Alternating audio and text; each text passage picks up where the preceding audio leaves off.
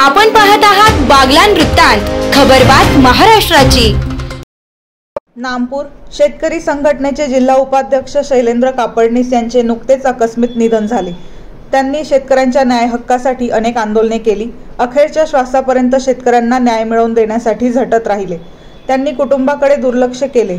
आज त्यांच्या कुटुंबांची अवस्था अत्यंत नाजूक असून गेल्या 8 दिवसापासून शेतकरी संघटनेच्या आवाहनाला प्रतिसाद देत तालुका व जिल्हाभरातील दानशूर व्यक्तींनी त्यांना मदत केली आहे। यापूर्वी आराई गावातील 12 बलुतेदार मित्र मंडळाने 25,000 रुपये दिले असून आतापर्यंत 2 लाखापेक्षा जास्त मदत मिळाली आहे। बागलान तालुक्यातील सोमपूर या गावातील शेतकऱ्यांनी एकत्र येऊन गावातील वर्गणी गोळा करून 41,000ची मदत जमा केली आहे। काही शैलेंद्र कापडनीस यांच्या निवासस्थानी त्यांची पत्नी, मुलगा, मुलगी यांच्याकडे रक्कम सुपूर्द केली। यावेळी शेतकरी संघटनेचे प्रवीण अहिरे, अंबा सनकर, दीपक पगार, संतोष पगार, विनोद पाटील, राजीव सावंत, भूषण कापडनीस, सुभाष शिंदे, मयूर नेरकर हजर होते। सोमपूर गावाने माणुसकीचे दर्शन दाखवले असून या गावकऱ्यांचे सर्वत्र कौतुक होत आहे। बागलान वृत्तांतसाठी विनोद पाटील।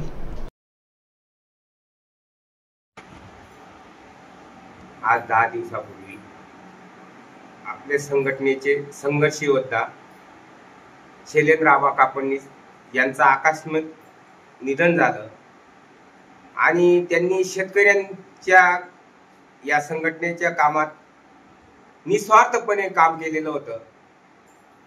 आणि मी माझ्या सोमपूर गावात ग्रामस्थांना एकच मेसेज केला आणि ग्रामस्थांनी इतकी संघटनेला भरभरून मदत केली। संघटना आमच्या गावात पूर्वीपासनं एवढी रुजलेली होती जुन्या जाणकार शेतकऱ्यांच्या मनात, आणि त्यांनी होऊन सांगितलं की आपण शेतकऱ्यांसाठी, शेतकरी कार्यकर्त्यासाठी काहीतरी देणं लागतो। म्हणून माझ्या गावाने एवढी भरभरून मदत केली की जवळजवळ एकच मेसेज सोशल मीडियावर सोडला तर त्यांनी 40,000ची अवघ्या 1 दिवसात मदत जमा केली। आणि आज आम्ही शैलेंद्र आबांच्या कुटुंबियांना एक हात मदतीचा म्हणून शेतकरी संघटनेच्या संघर्ष योद्ध्याला आम्ही मदत द्यायला या देणे गावात आलेलो आहे। आणि ही मदत आम्ही या कुटुंबियांना देत आहोत। त्यांनी मदत नाकारत होते, परंतु आम्हाला दिसलं शैलेंद्र आबा शेतकऱ्यांसाठी खूप झटत होते निस्वार्थपणे। आबांना कोणी मॅनेज केला असतं तरी झाले नाही, परंतु शेतकऱ्यांसाठी त्यांनी रात्रंदिवस पीक विमा असो, प्रीपेड मीटर असो, याच्या आंदोलनातून शेतकऱ्यांसाठी रात्रंदिवस तेवत असून त्यांनी संघर्ष केला आणि या संघर्षातून त्यांचा आकस्मिक मृत्यू झाला।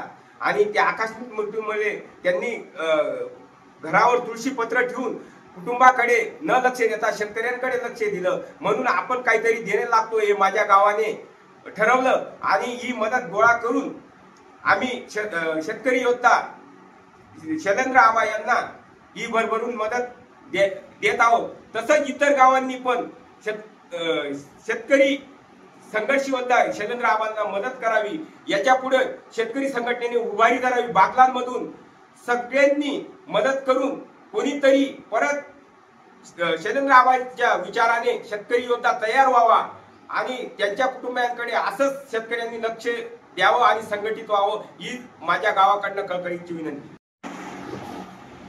6 मे रोजी संघर्ष योद्धा शैलेंद्र कापडनीस उर्फ आबा यांचं हृदयविकाराच्या तीव्र झटक्याने असं निधन झालं। सकाळी 9 वाजेपर्यंत त्यांनी लोकांना मेसेज केले आणि जे पुढचं नियोजन होतं संघटनेच्या माध्यमातून ते नियोजन करण्याचा त्यांचा मानस होता, परंतु काळाने त्यांच्यावर गरज घातली आणि एक शेतकरी संघटनेचा सच्चा कार्यकर्ता या नाशिक जिल्ह्यातून निघून गेले। त्यांच्या कुटुंबावर दुःखाचा डोंगर कोसळला, कुटुंब पोरकं झालं। आज 2 मुलं अविवाहित असून पत्नी, भगिनी त्या सुद्धा आज दुःखाच्या छायेत आहे।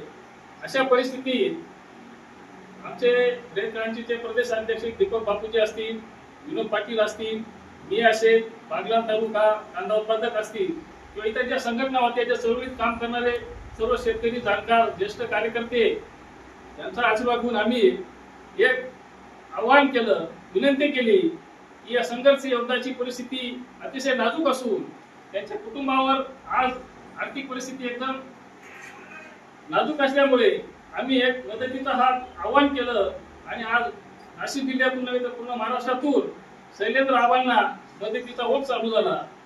यावर आम्ही थांबलो नाही तर मी वरिष्ठांना विनंती करून आमचे प्रदेशाध्यक्ष ललितदादा बाळे यांच्याशी संपर्क करून आम्ही आबांच्या चिरंजीव विपुल यास कायमस्वरूपी कृषी उत्पन्न बाजार समिती नागपूर येथे नोकरी मिळावी यासाठी आम्ही निवेदन दिलं आणि त्यांनी आम्हाला आश्वासन दिलं की आबांच्या चिरंजीवाला आम्ही कमीत कमी त्यांचं योगदान लक्षात घेऊन त्यांना पूर्वपदास घेऊ.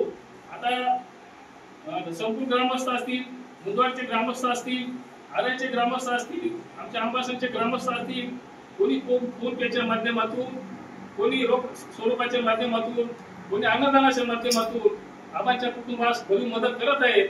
आणि आम्ही अजून विनंती करतो की या कुटुंबास कोणतं न करता संघटनेच्या प्रत्येक शेतकऱ्याला न्याय मिळावा यासाठी योग्याने काम केलं तर त्याच्या कुटुंबासाठी आपलं बी देणं लागतं. म्हणून मी सर्वांना विनंती करतो की सर्वांनी असा शेवटपर्यंत आबांच्या कुटुंबास साथ द्यावी ही नम्र विनंती